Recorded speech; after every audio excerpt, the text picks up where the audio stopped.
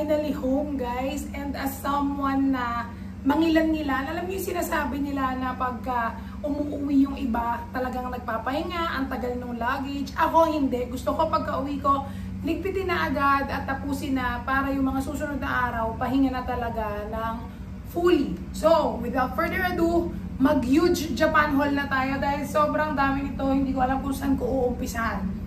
Unahin ko na itong luggage na nabili namin. So yan, di ba sabi ko sa inyo, bibili kami ng luggage. And in fairness, malaki siya.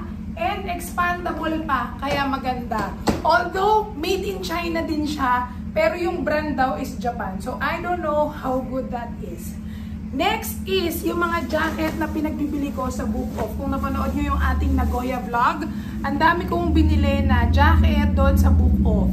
So, una muna is itong jacket ng mister ko. Ito hindi sa Book Off, sa GU siya bumili kasi medyo mahirap dahil malaki yung size ng mister ko. So, parang hirap siyang maghanap ng mga yung second hand na maayos. So, ito, sa GU siya bumili. And then ako, bumili din ako. Nakita ko to, tignan nyo. GU din na puffer jacket, guys. Sobrang ganda niyan. As in, parang navy blue siya. And super okay na okay pa yung quality. Parang hindi pa siya ganong nagagamit. And then ito, binili ko lang din, parang jacket na medyo cotton na may hoodie, ganyan. Makikita niyo yung mga jacket na yan sa mga iba kong vlogs kasi sinuot ko siya. And then ito, hindi ko nabubuksan. This is a nice trench coat from Uniqlo. Sobrang mura ko lang din nakuha to, guys. And I'll insert a picture here na lang para makita niyo yung itsura niya pag suot. And then ito, sobrang ang galing. Nakuha ng mister ko. GU din siya na cardigan. And alam nyo ba na nasa tindahan pa siya, nasa store pa siya. At nabili lang siya ng mister ko around 240 pesos. Sa store, sa GU, nasa 1,290 yen ata or 1,590 yen kung di ako nagkakamali. So sobrang sulit ng pagkakabili ng mister ko. And then ito is a light trench coat. Pang ano siya, pang spring. Maganda rin siya pagkasuot. Cream din yung color and sobrang mura. Imagine guys, ang presyo niya is 550 yen. Tapos naka 50 off pa. So 275 yen na lang. So magkano na lang yon? 100 pesos, 110 pesos. Maganda tong trench coat na to. Hindi lang niya magawa ng justice pero ang ganda. And then last but not the least is itong trench coat na to na sinuot ko nung kami ay nag-snow. Ito din sobrang ganda guys. As in, alam niyo yung may mga paganyan sa braso, tapos trench talaga na sobrang haba. Yung sa Uniqlo kasi medyo maiksi pa siya hanggang tuhod lang. Ito talaga hanggang binte. Ang ganda niya. Okay? So now that that is done, pumunta na tayo sa damit pa rin. Sa GU. Ito, mga brand new namin nabili. So, this one is a sweatshirt. Actually, nasa men's section siya. Pero ang ganda kasi nung finit ko. At ang presyo niya ay 990 yen lang, guys. From 2,990. So, nasa around 300 pesos lang. Ayan, o. Ang ganda, no? And then, next is, yung mister ko, bumili lang siya ng mga ganitong t-shirt. Sa GU kasi, malaki yung sizing nila. XL, pero kasya sa mister ko. Tapos parang oversize pa. Dito kasi, hirap siya sa Uniqlo na XL eh. So, ito, plain shirt lang. Ito hindi naka-sale, 1,290 yen. So, around 500 pesos. And bumili lang din siya ng color green. Yan. Kasi yung mister ko, pag kami nagkasya sa kanyang t-shirt, bumibili na siya ng madami. This one, pinili ko lang kasi sobrang mura. Tapos sabi ko, sige, sa next na, pwede rin naman kasi siya yung mga pang bagyo-bagyo lang, ganyan. Hoodie na half lang yung zip. Alam niyo ba kung magkano lang to guys? Naka-sale siya, 590 yen. So, mga nasa 220 pesos lang. Ganun lang siya kamura. And then, sobrang daming socks na binili ng mister ko. Ayan, as in, sobrang daming socks. And ako din, bumili ako ng isa. Yung sa mister ko, yung mga colorful. Yung akin, itong stripes. Parang ang ganda niya kasi. So, yan, bumili lang kami ng ganyang socks. Actually, wala kami masyado nabiling damit sa GU kasi nga, winter. So, alam mo yun, hindi mo naman siya magagamit talaga dito sa Pilipinas. Majority ng binibenta nila is puro pang winter. Next is punta tayo sa shoes. Okay, umpisahan na natin sa shoes. So, bumili kami ng anak ko ng shoes sa Onitsuka Tiger. Okay, ayan kita nyo. Ito yung sa anak ko, ito yung sa akin. Malaki pa actually ito sa anak ko kasi ito na yung smallest size. Pero sabi ko, sige. Pero hindi lang to basta-basta yung Onitsuka na common. Kasi ito yung Onitsuka na pwede kang magpa-customize at lagyan ng pangalan. So, ayan yung pangalan ng anak ko, Mateo. So, yung nickname niya is Teo. And then, ito yung akin, Cams. Ang ganda, no? Nakakatuwa. Pumila kami dyan, guys. Mga 1 hour din kami. Next is, bumili pa ako. Ito talaga, matagal ko nang gusto. May green ako nung Adidas na binili ko sa Korea. Kung napanood niyo yung vlog ko na yun. Tapos iniisip ko, gusto ko yung Onitsuka na yellow. Kaso parang sabi ko, sobrang bright niya. Nahirapan ako. Itong red, colorful siya, yes. Red siya. Pero parang muted. Tsaka ang dami niyang pwedeng bagayan. Kaya sabi ko, oy, ang ganda nito. So, binili ko siya. Pero alam nyo guys, ang na-realize ko, mas mura yung mga shoes talaga sa Korea. Kasi may binili ako, yung binili ko sa Korea na Adidas, 2,500 pesos siya pag kinonvert mo. Sa Japan, nakita ko yung exactly same shoes, binibenta pa siya for 5,000 pesos pag kinonvert mo. Kaya mas mura talaga, tsaka mas latest yung design sa Korea. Mas parang mabilis sila, updated sa yung mga uso, yung mga bago, ganyan. And then last is yung mister ko, bumili na siya nitong On na matagal niya na talagang gustong bilhin. Last December pa, kaso hindi niya na-tsempuhan. Ito, sobrang ganda. Kaya pagkakita niya, okay, go. Bili na siya agad. Then next is, start tayo sa Nagoya. Ito, napakita ko na to sa inyo, di ba? Yung souvenir lang from Legoland. Siyempre, meron din yung anak ko. Pero hindi ko siya masyadong binilan ng toys. Kasi nga magpa-birthday siya, magpa-party siya. So marami siyang matatanggap na toys. Kaya talaga nagtiis kami. Even claw machines, nako ako mismo, gustong-gusto ko mag-claw machine. Pero kailangan maging firm tayo, manindigan tayo. Pag sinabi natin hindi natin gagawin yun, hindi natin gagawin yun para hindi malito yung anak natin. And then ito, souvenir lang. Ang cute, no? This one is yung pagkakakain kayo, pag mag-shinkansen kayo, di ba may mga food bento boxes? Ito, train siya. So, ang cute, di ba? Pwede rin lagyan talaga ng food, di ba? O kahit sandwich lang, ganyan. Ito yung magiging baunan ng anak ko. And then, may laman lang siya na gashapon kasi may binigay sa anak ko na watch ng Pokemon. And then, ito, gashapon din. Ang laman naman ito is parang keychain lang na Pokemon character. And then ito, kumain kami sa Kura Sushi. Nanalo kami. Kasi kung alam niyo yung Kura Sushi, yung mga rotating na sushi, tapos naka-5 plates ka, ihuhulog mo, meron kang makukuhang chance na manalo ng gashapon. First time naming manalo. Pin lang naman siya and hindi naman masyadong kilala yung character. So I would suggest na wag na kayong mag-add nung additional fee.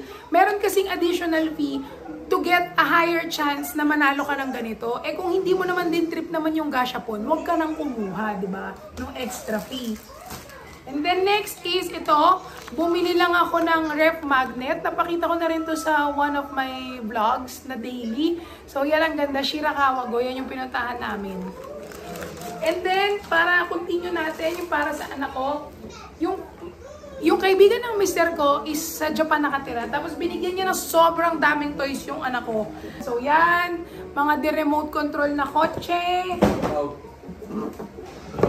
Ito pa, remote control na kotse. Tapos, ito pala yung mga Tamiya na parang bubuuin mo tapos pipinturahan mo. Ayan o, sobrang dami o diba? Kaya hindi na talaga kami bumili ng toys kasi sobrang dami talaga. And then ito, ang cute. Diba nagpunta kami ng Legoland? Hindi ko alam kung napakita ko to.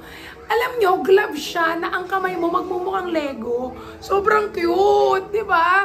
Ayan o, ang cute-cute. Sabi ko pagpunta ulit kami sa malamig, gamitin yan. Alam nyo, ang mahal niyan, mga 800 pesos. Dahil cute, tsaka wala naman kami masyadong souvenir, binilan ko na.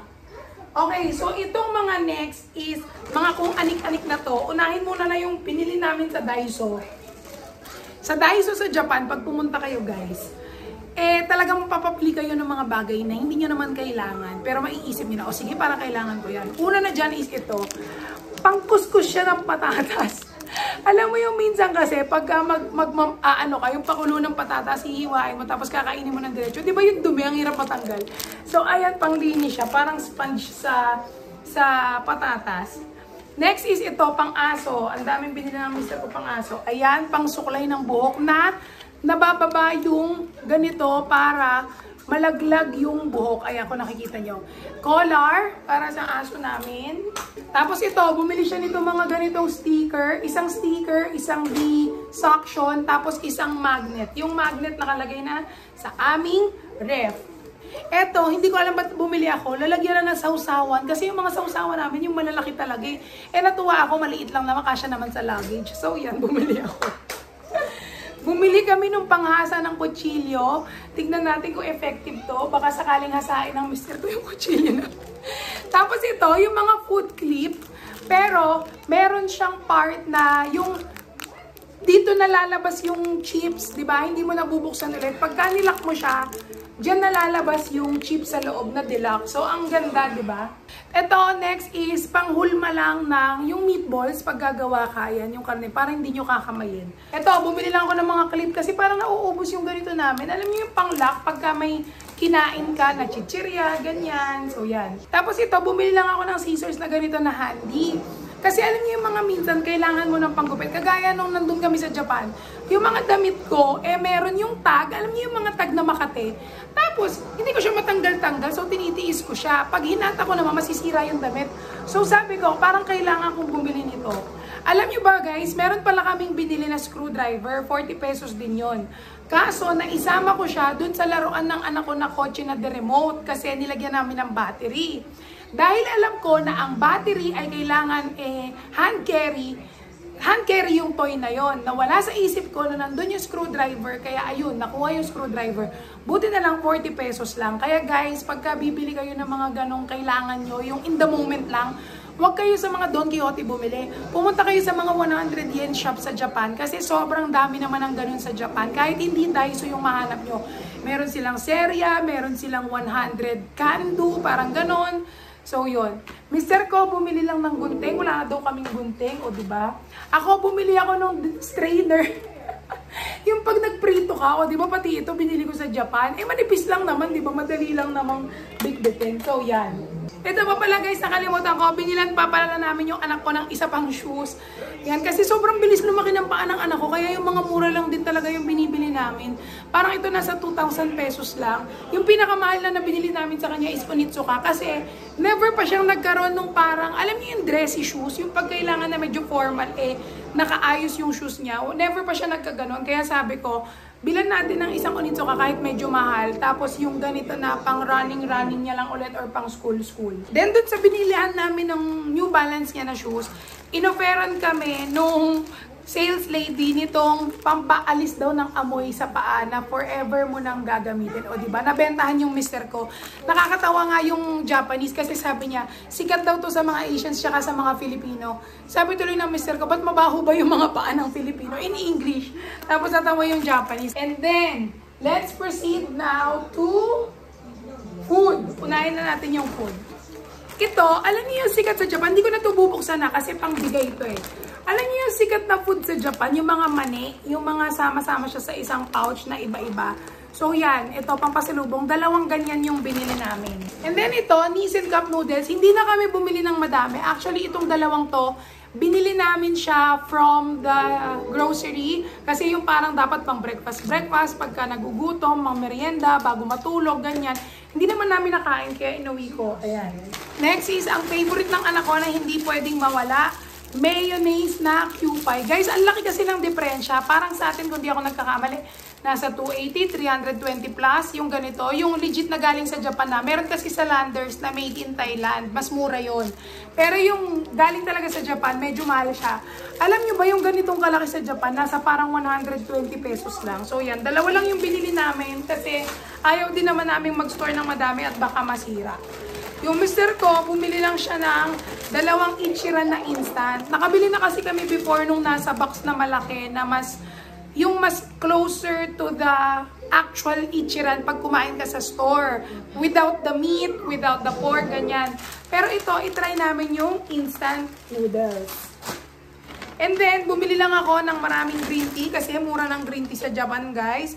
Versus green tea dito sa atin na pagka yung murang green tea, parang hindi ka naman sure kung legit. So, yan, bumili lang ako ng 3 green tea. Oh, di ba? Paka-healthy na tayo dahil tayo ay bumigat sa Japan. And then ito guys, dati alam nyo ba kung gaano karami yung binili namin ganito?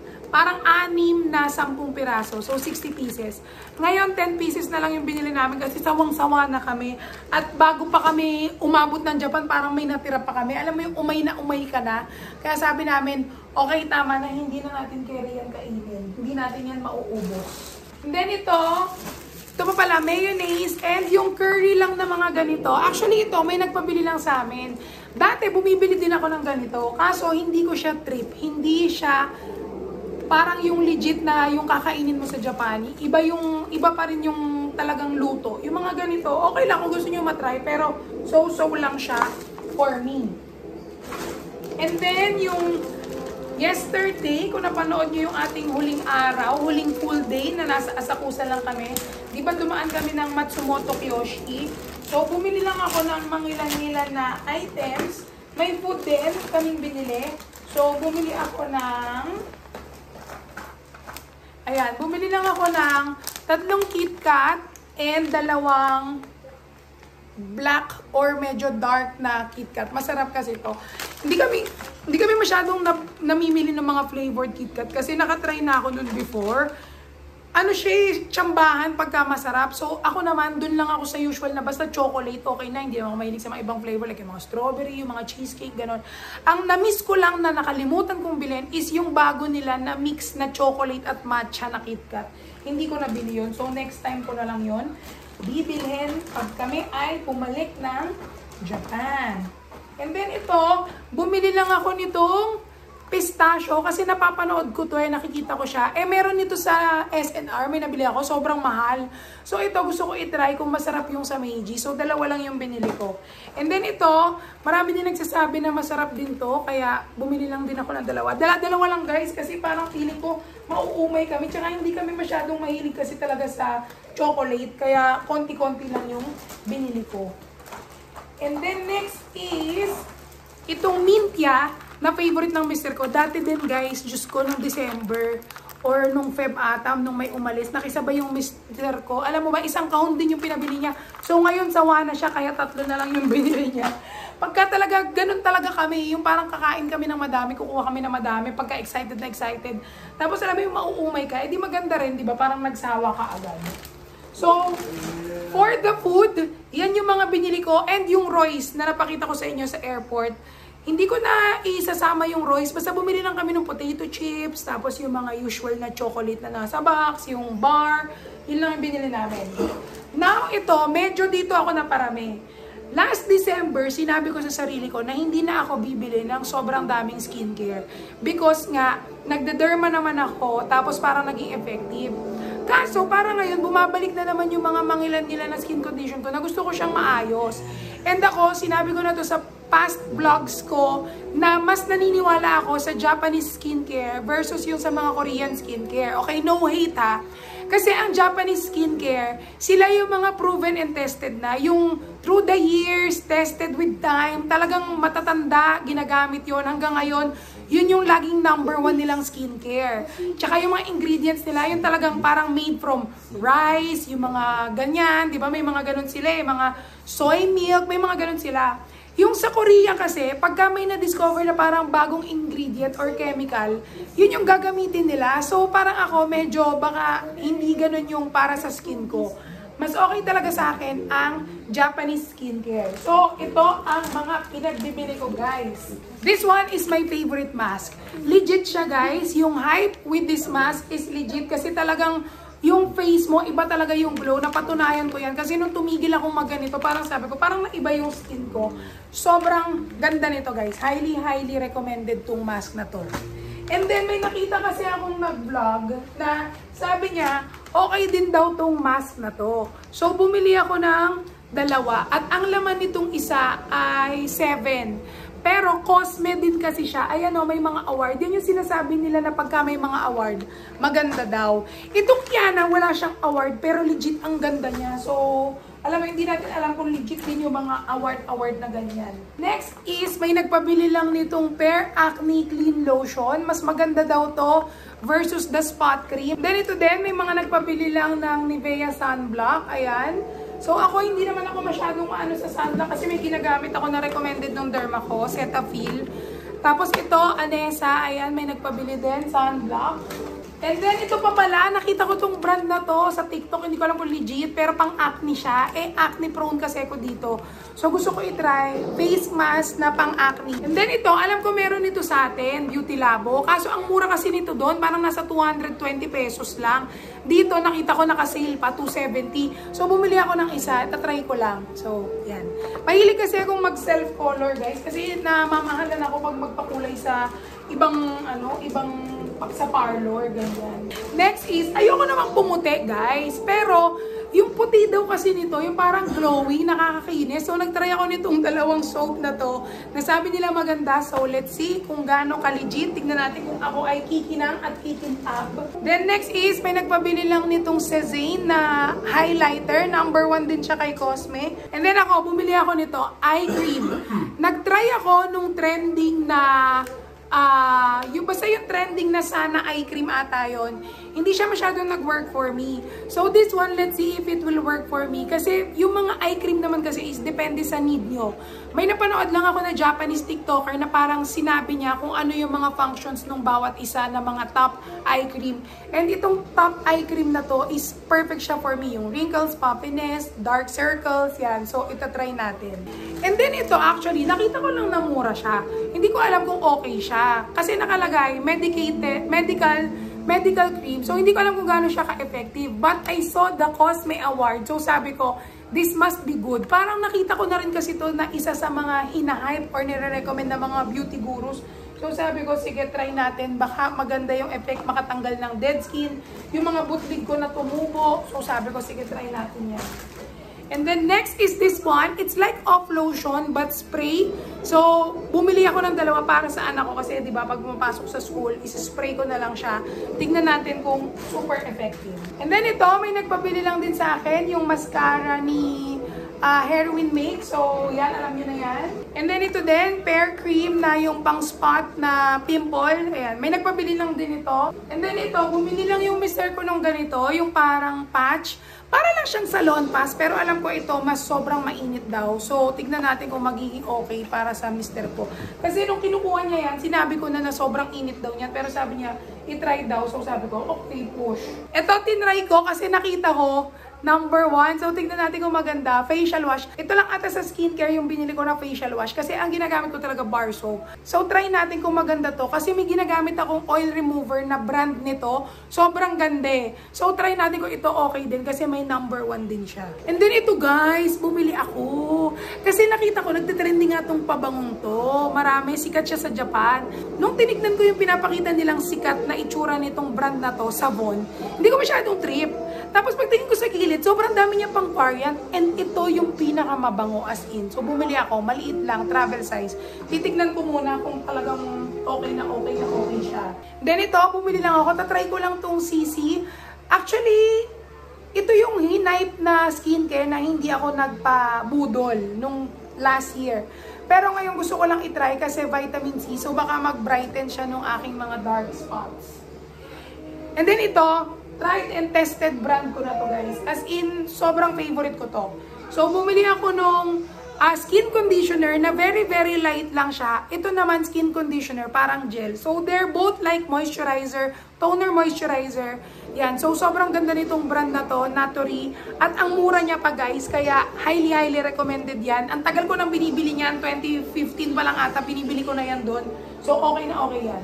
But then, I saw a vlog na maganda rin daw ito. So, tinry ko. So, talagang for 1 whole year, mukhang okay na okay ang aking skincare. So, yan. Sa mga skin lotion kasi, moisturizer, wala ako masyadong concern na hindi sensitive yung skin ko. Basta lightweight gel form, okay sa akin. So, yan. Gusto kong itry ito kung magiging maganda yung effect niya for me. Ito, number 2 siya. So, okay na, diba?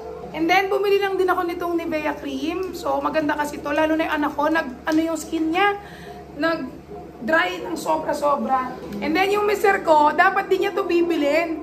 Na ipalagay niya sa cart, ayan, na isama. So ito ay sunblock na yung stick. 500 pesos siya. And actually, Korea product to eh. Pero sikat siya sa Japan. So yan, bumili siya. Okay, so next is ito. Pampuputi daw to ng puwet. Alam niyo yung sa may ilalim, yung kuyukot tawag.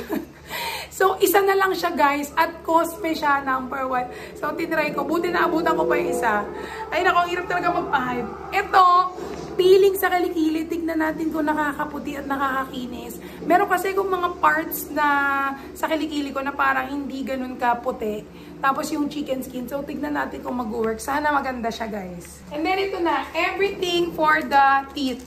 This one is a famous mouthwash na pagka nag-gargle ka, pag ginargle mo siya, pag dura mo, sobrang daming dumi, as in yung mga natira pang tartar, kahit na ikaw ay nag-floss na. So, try nyo yan.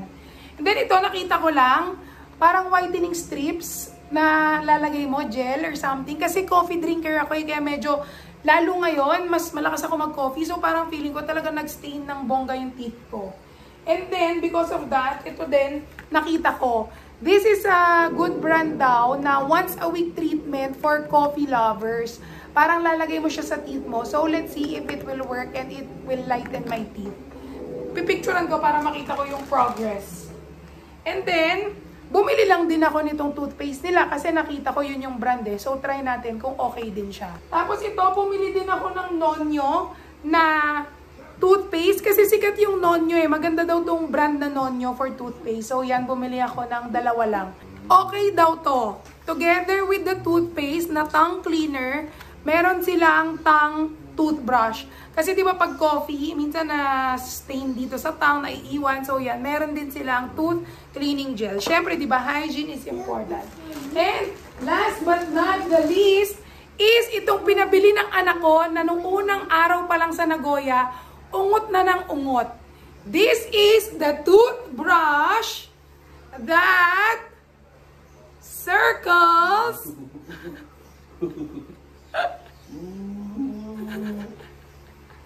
so pinabili niya itong toothbrush na iikot. Ayan, talagang ang taga niya na ito inuungot. So tignan natin. And I think this is rechargeable kasi nakita ko may charger siya. So, that is it, guys. Sorry kung parang nagmamadali ako, pero kahit ganon, di ba? Ang haba na ng video na to. By the way, bago ko pala tapusin itong video na to, ipapakita ko na kung magkano ang total ng ating nagastos.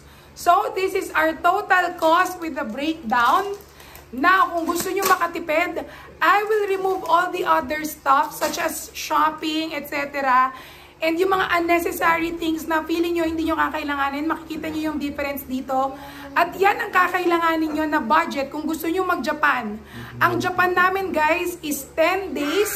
That's 8.5 full days. That's 9.5 full days kasi yung unang araw namin is half day kami. Yung huling araw wala na siya, travel lang. 10 days kasi kami nandun. Yung pang 10th day, yung pauwi na sobrang aga, yung unang araw is yung half day kami nakarating. So, for total of 10 days, yan ang aming nagastos for the family, for a family of 3. So, as sa inyo na yan, kung tingin nyo, mura ba yan? Mahal? So, sinama ko na rin dyan, plane ticket. So, lahat yan. Ganyan ang aming nagastos. So, yun. Sana may nakuha kayo. Sana may napulot kayo. And let me know kung may tanong kayo. And I'll try to answer it as much as I can sa comment section. So, see you again until my next travel vlog. Bye-bye!